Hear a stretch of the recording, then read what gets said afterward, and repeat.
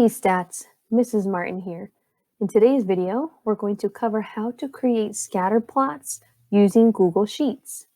You all know I'm a big fan of Google, so I hope that you'll be able to use this tutorial to familiarize yourself with the program so that you can use it in the future, especially on upcoming assessments for the learning targets.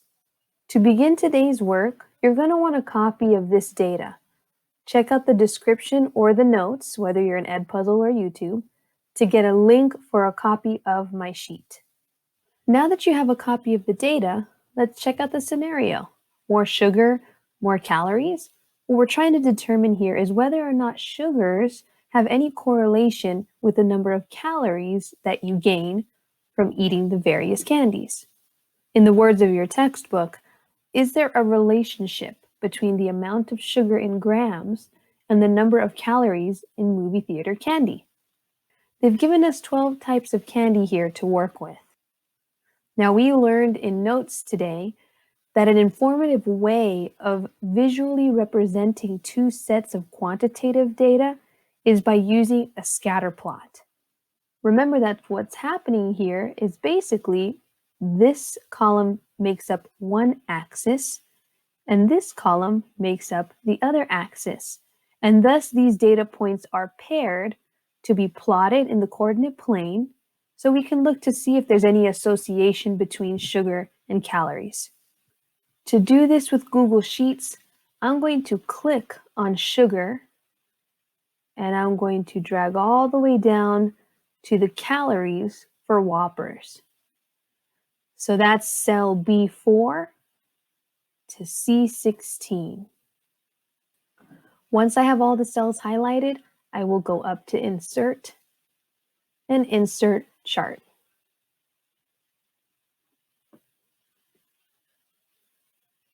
I'll scoot this over here, resize a little bit so it fits nicer.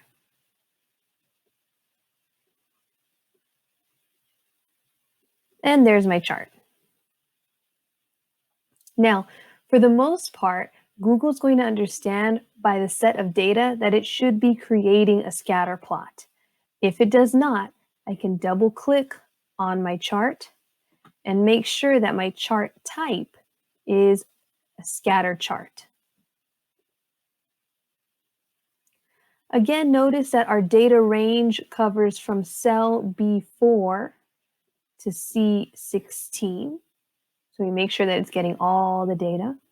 Now, does it make sense for the x-axis to be labeled sugar, or should we have these labels swapped? From our notes, we learned that the x-axis represents the explanatory variable. In this scenario, we're trying to determine if sugar influences how many calories are found in various candy bars.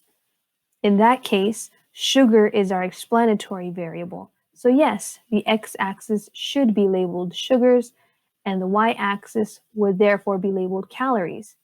Explanatory variable, response variable.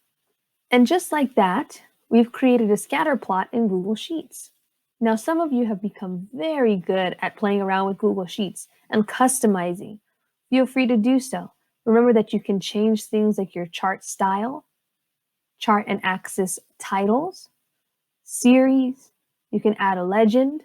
You can change up the details of your horizontal and vertical axes, and you can also adjust how your grid lines look.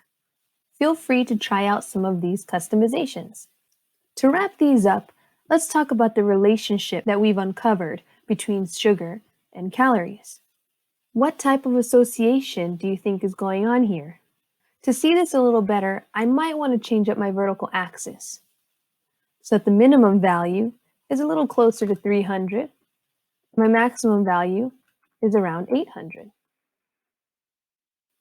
By doing this, I kind of spread my dots out a little more, and I might have the opportunity to see a different type of association. Regardless, you might have either set a positive association or maybe even no association. For this situation, we can kind of see that as the sugars increase, the calories increase as well. Therefore, we could probably say positive association or a weak positive association.